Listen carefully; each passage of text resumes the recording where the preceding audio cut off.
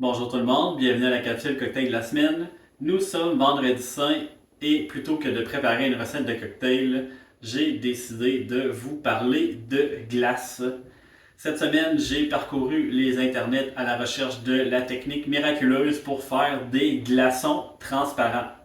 Donc, j'ai testé ces techniques-là pour vous cette semaine. Je vous les présente, on compare les résultats.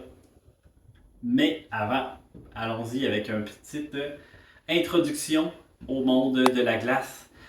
La glace, c'est une des parties qui est la plus importante dans votre cocktail. Ça m'a pris quelques temps moi-même à découvrir cela, à m'en rendre compte. Donc, lorsque j'allais dans les restaurants, dans les bars, je commandais un cocktail, on me servait ça dans un verre rempli de glace. Et là, j'étais pas content, je trouvais qu'il y avait beaucoup trop de glace par rapport au volume d'alcool. Je payais pour seulement de la glace et non pour un cocktail. Bref, ça m'a pris quelques temps avant de me rendre compte de toute l'importance de celle-ci. La glace va pouvoir vous servir d'élément de décoration. Vous pouvez en avoir des carrés, des sphériques, elle peut avoir été découpée dans une superbe forme. C'est également ce qui va vous permettre de refroidir, rafraîchir votre cocktail. Ça va faire que vous allez pouvoir le boire, qui va être agréable à consommer pendant plusieurs minutes après avoir été conçu, après avoir été servi. Également, lorsqu'on prend des alcools sur glace, on the rock, lorsque l'alcool va avoir été rafraîchi, va avoir été refroidi, le goût fort, la chaleur de l'alcool pur va diminuer, laissant ainsi la place à toute la saveur de cet alcool. Comme je le mentionnais, j'ai testé quelques techniques, je vous les décris et dans la deuxième partie de cette vidéo, on regarde ensemble les résultats de tout ça. Allons-y avec les grands principes. Donc, toutes ces techniques-là rassemblent quelques grands principes.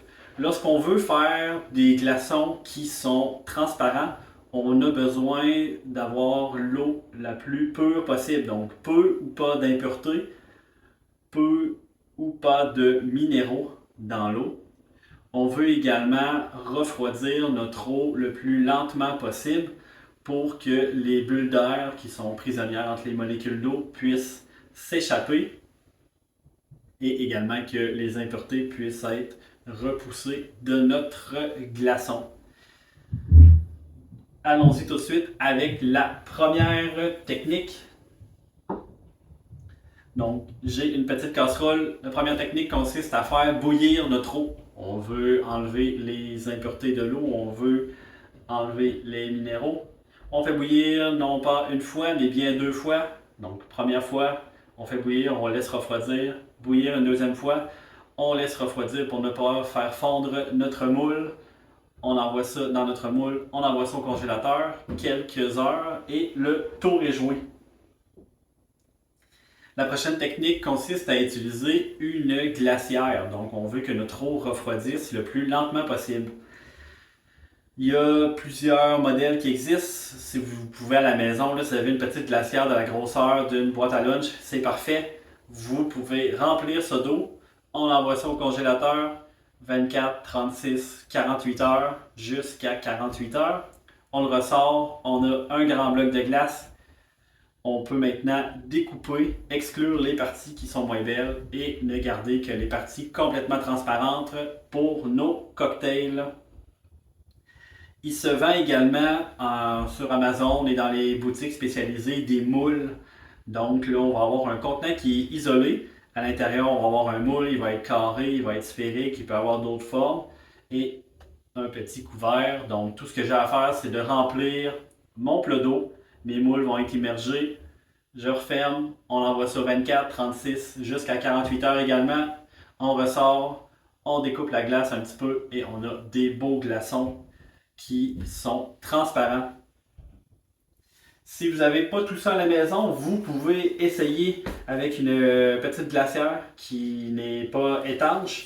Donc, vous pourriez mettre votre moule à l'intérieur, le remplir d'eau, on referme, on envoie ça au congélateur quelques heures et ça va ça devrait nous donner de beaux glaçons. On va pouvoir le vérifier tout à l'heure.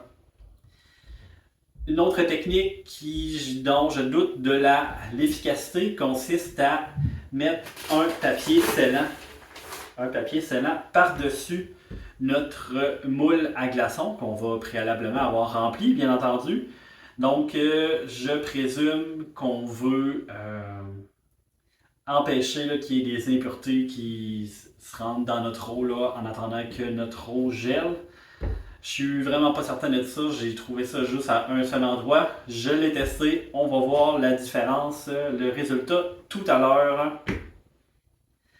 La dernière technique, et non la moindre, consiste à utiliser un verre thermos. Un thermos à café que vous allez remplir d'eau, tout simplement. Donc, aux 3/4, on envoie ça au congélateur. Donc, avec la capacité du thermos, mon eau va refroidir plus lentement. Et on devrait avoir là, un seul glaçon là, de forme cylindrique, bien entendu. Autre technique dont je n'ai pas parlé, on peut utiliser de l'eau embouteillée. Donc, on peut avoir une eau de source naturelle ou une eau qui a été déminéralisée. Donc, tout ce que j'ai à faire, remplir mon moule de cette eau, on envoie ça au congélateur quelques heures et on va voir le résultat. J'ai un petit bonus de Pâques pour vous à la fin du vidéo. Restez là, surtout jusqu'à la fin. Donc maintenant, je vous ai présenté les techniques. On va aller chercher les glaçons et on se revoit dans quelques secondes. Nous revoilà avec maintenant tous nos glaçons issus de nos différentes expérimentations de la semaine. Donc je vais vous présenter les résultats en fonction là, des techniques que je vous ai mentionnées. On va commencer par l'eau bouillie. Donc si je le sors ici, je vais le présenter à la caméra. Donc l'eau bouillie, ça donne quand même un beau résultat. Ça donne quelque chose là, de vraiment clair. Ce qui a pu jouer, là, on voit qu'il y a une petite tache là, dans mon glaçon. Ce qui a pu jouer, je crois que c'est l'endroit où je l'ai placé dans mon congélateur qui a fait que ça a peut-être congelé plus vite que voulu. Mais je suis quand même très satisfait de ce résultat. Ensuite, j'ai ici des glaçons qui ont été faits dans ma glacière, donc dans mon moule, dans ma glacière. Je peux vous les présenter juste comme ça. Donc on peut voir, là, c'est quand même beau d'avoir des petites particules. On a encore une petite bosse, mais dans l'ensemble, je trouve ça, c'est beaucoup plus artistique. Je trouve ça quand même très bien. On a maintenant les glaçons faits avec le Saran Wrap, donc sur le dessus. Ça me donne quelque chose de clair, oui. Mais j'ai encore là, beaucoup d'impuretés, beaucoup de glace. De ce que j'ai fait à date, là, je pense que c'est loin d'être mes préférés et je vois pas en quoi le Saran Wrap pourrait améliorer la transparence de mes glaçons. Je passe maintenant à l'eau embouteillée. Donc j'ai essayé mes deux types d'eau embouteillée. Et voilà ici, donc ça me donne un très beau résultat, semblable là, même là, à l'eau bouillie. Encore une fois, je pense que l'endroit où est-ce que j'ai placé mon moule à glaçons dans mon congélateur là, fait que certaines parties ont pu refroidir plus vite. J'ai maintenant l'eau déminéralisée, donc j'ai presque pas de taches, on va dire, là, de spots blancs, sauf que j'ai vraiment là, vraiment des beaux petits traits. Là. En tout cas, moi, j'apprécie ça, cette forme là, de glace, là, le fait que ça soit quand même transparent. Ça, c'était mon eau déminéralisée. Donc, je crois que ça me donne vraiment un beau résultat. Et pour finir, j'ai l'eau qui était dans mon thermos ici. Donc, j'ai pas de bulles en tant que telle, j'ai juste j'ai pas de spots blancs comme je l'ai appelé pour les autres. J'ai juste là, des mini bulles d'eau, bulles d'air plutôt, qui essayaient de s'échapper et qui se sont formées. Si j'avais à choisir ma technique préférée dans tout ça, j'irais probablement avec l'eau embouteillée. Donc, c'est certain qu'il faut acheter de l'eau. Mais si on en a à la maison, ça peut être c'est quelque chose qui ne demande pas trop de manipulation versus l'eau bouillie. Oui, bouillir, faire bouillir de l'eau, la refroidir, faire bouillir, refroidir, ça demande beaucoup plus de temps de préparation que de juste mettre l'eau dans les glaçons. Également, ça va prendre beaucoup moins de place. J'aime bien la technique avec la glacière, donc j'aime le résultat, sauf que c'est pas tout le monde qui a l'espace dans son congélateur pour pouvoir avoir une glacière et faire geler de l'eau comme ça. Pour finir, j'avais un petit scoop pour vous. Ce matin, je suis allé cueillir de l'eau de Pâques et je l'ai fait geler. Je me suis dit, qu'est-ce que ça pourrait donner comme glaçon? Être certain d'avoir le plus beau glaçon, eh bien, c'est ce que j'avais combiné avec ce qui avait le plus de chances de réussir. Donc, on se dit des fois que cette eau est pure. Elle pourrait même avoir des propriétés. Donc, vous voyez le résultat que ça donne. Ça doit être assez incroyable dans un cocktail.